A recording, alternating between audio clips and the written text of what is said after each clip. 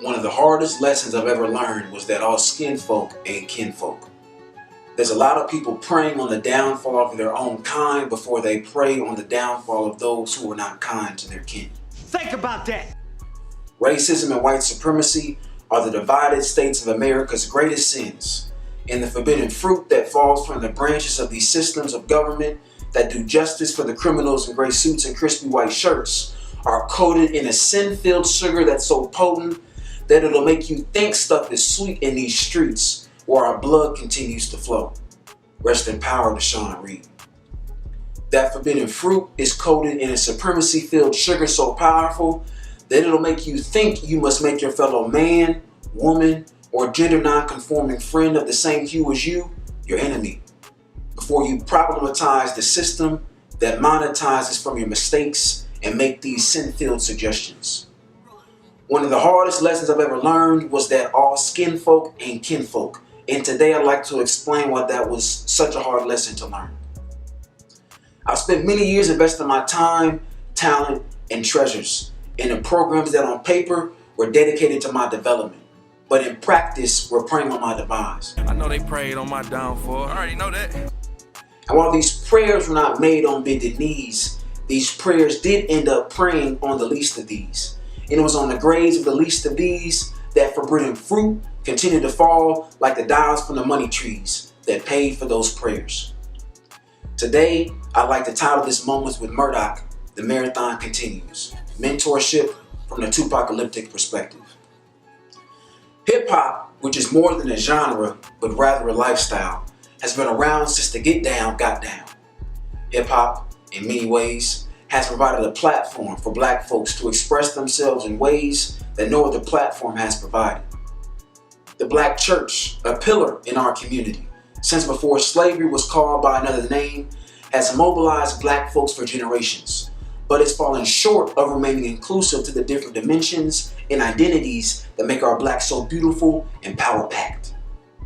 There are many community organizations dedicated to the uplift and advancement of our people that have been writing and recording our voices and perspectives for generations, but with time have become selective on what stories they see as deserving of being recorded, and certain lifestyles being unfit for uplift.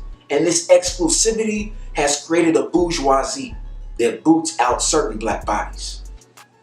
Hip-hop, however, has offered opportunities for black folks who have been ostracized from particular congregations for their personal politic or deemed unfit for certain functions because of their inability to fit the mold, to congregate and organize around messages that don't mold like mildew, but rather mentor and mobilize.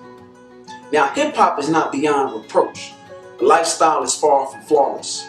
I'd argue its most fatal flaw has been and continues to be the normalization of violence against black women. That violence being physical, economic, social, and psychological, and political.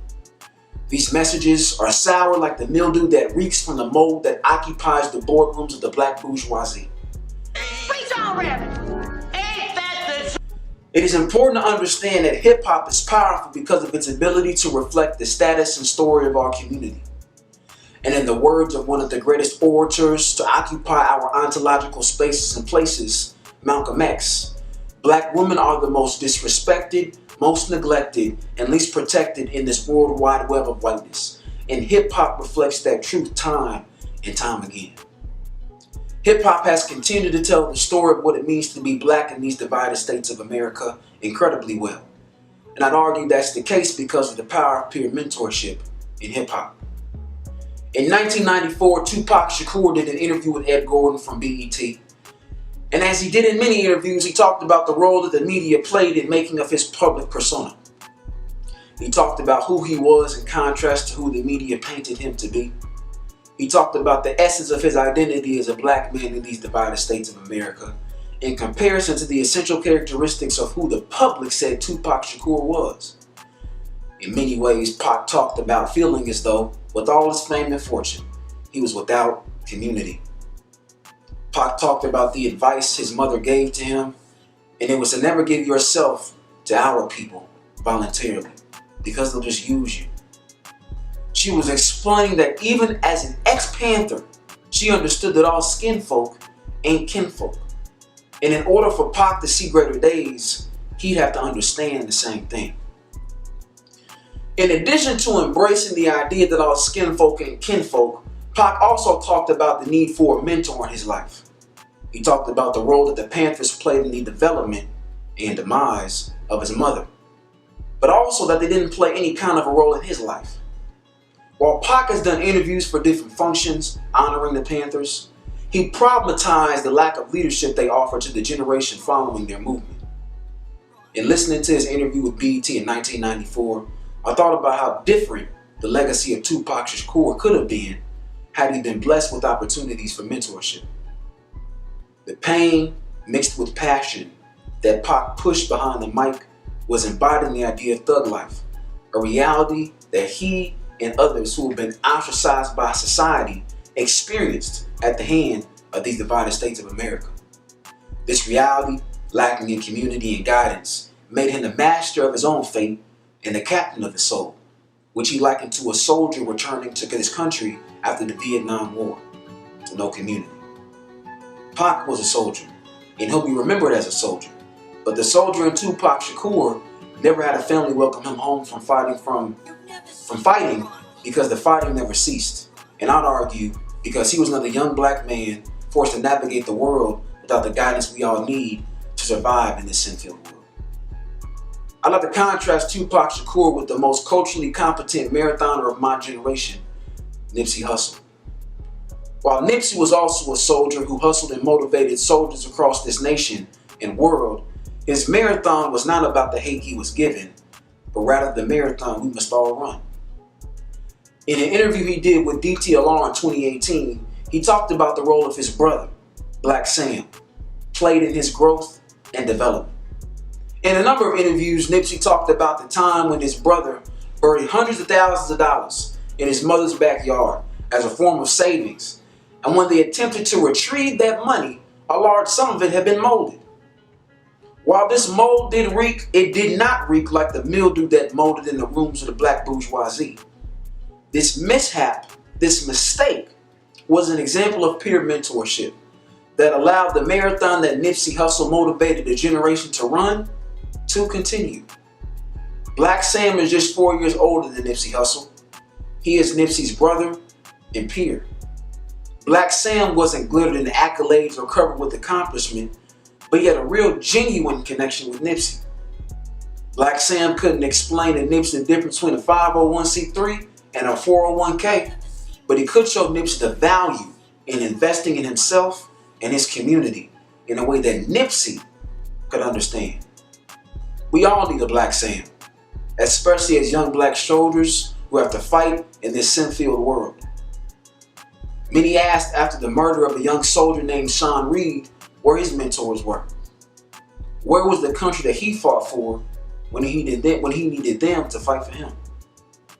When 2Pac Shakur was assassinated and folks really dug deep into his words and messages within his songs and interviews, they should ask, where was 2Pac Shakur's mentors that connected with him at the level he was appreciated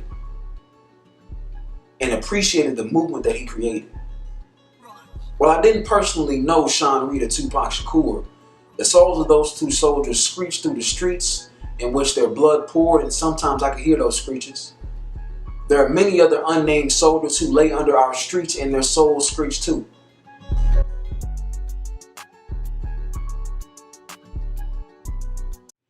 Those soldiers were murdered in a war they were ill-equipped to fight because of the color of their skin and the content of their character in the eyes of a system that saw them as criminals before they were kings. While Nipsey Hussle, like 2Pac Shakur and Sean Reed and other unnamed kings, were assassinated in these same streets, the legacy that Nipsey leaves will be different than those of Sean Reed or 2Pac Shakur. And I'd argue it's because of the role that Nipsey's peer mentor, Black Sam, will play in keeping his legacy alive. At the heart of powerpreneurship, there are three skills: positivity, effectiveness, and peer mentorship. Powerpreneurship suggests that it's important to see the cup as half full and not half empty. Use whatever liquid is in that cup to the best of your ability. And it's most important to have people in your life who teach you how to drink from that cup so you can teach others how to do the same. You are smart. Organizations and congregations that have been around for 50, 110, 125, or 150 years cannot continue to be the only go-to for instructions on how to drink from cups. Unfortunately, many of these organizations have been around for so long that the impact of their missions have become as distant as their relationship with the next generation. Their intentions might be pure, but in practice they have become problematic. This does not leave us without hope, however. I ask you, who's the black Sam on your block? And more importantly, to whom are you a black Sam? As we think about the role that mentorship plays in black folks supporting black folks and the creation of ecosystems that encourage investment back into black, I charge my peers to see value in each other instead of longing for validation from a generation of people who invalidate your identity. I'm not suggesting that you shut down every OG out of your frame of reference. That's a cultural contradiction. Y'all, we are storytellers, thanks to the stories we've been told, and our elders are the folks who connect the dots so we don't hang in a cultural limbo. What I am suggesting is that you gain a more critical understanding of the roles that people play in the development of your story. You taking notes from this man? Y'all taking notes from this man? Let the elders offer perspective, but seek counsel from your peers on ideas on how to innovate. Honoring those who came before does not come with silencing your perspective or submitting to the mold that makes you who others want you to be.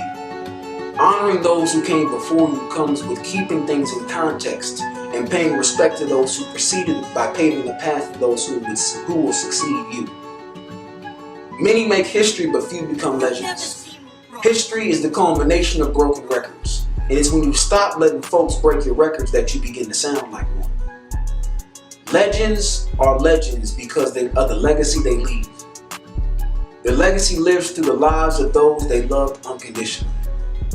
Our marathon will continue when we begin to embrace mentorship from the 2Pacalyptic perspective.